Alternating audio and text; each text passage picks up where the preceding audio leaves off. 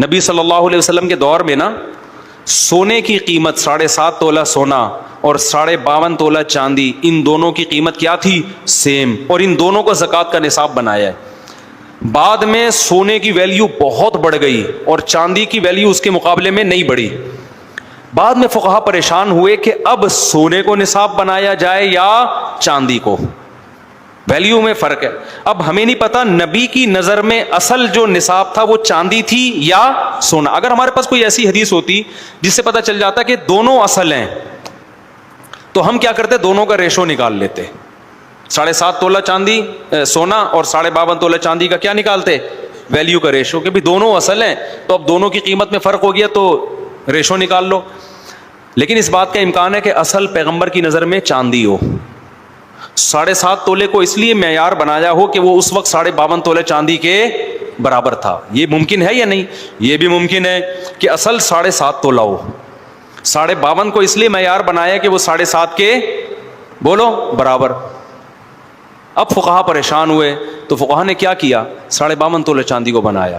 وجہ اس کی ہے کہ جب انہوں نے اجتہاد کیا، دیکھا قرآن و سنت ہر جگہ فیور کس کو دے رہا ہے؟ غریب کو۔ انہوں نے کہا کہ بھائی یہ بھی نہیں پتا چل رہا کہ اصل نصاب 52.5 تھا یا اصل کیا تھا، لیکن یہ تو پتا ہے کہ جہاں مسئلہ آئے گا نا امیر غریب کا، اسلام فیور کس کو کر رہا ہے؟ زکوٰۃ تو ہے ہی غریبوں کے لیے۔ تو انہوں نے کہا بھائی ہر دور میں وہ نصاب اصل رہے گا جس کی ویلیو کم ہے، تاکہ زیادہ لوگوں پہ زکوٰۃ واجب ہو۔ رکھی ہوئی کیوں ہے تو نے چاندی، رکھا ہوا کیوں ہے تو نے سونا؟ اس کا مطلب اضافی ہے نا، غریبی کھا رہا ہے، تو نکال اس سے ان لوگوں کو کا حق جن کے پاس یہ چاندی یا سونا نہیں ہے۔ کیونکہ 7.5 تولے کو نصاب بنایا جائے تو بہت کم لوگوں پہ زکوٰۃ واجب ہوگی، جبکہ مالدار تو بہت زیادہ ہیں اور بہت سارے غریب زکاتیں لینے سے محروم۔ تو نصاب اس کو بنایا جائے گا جو کیا ہے؟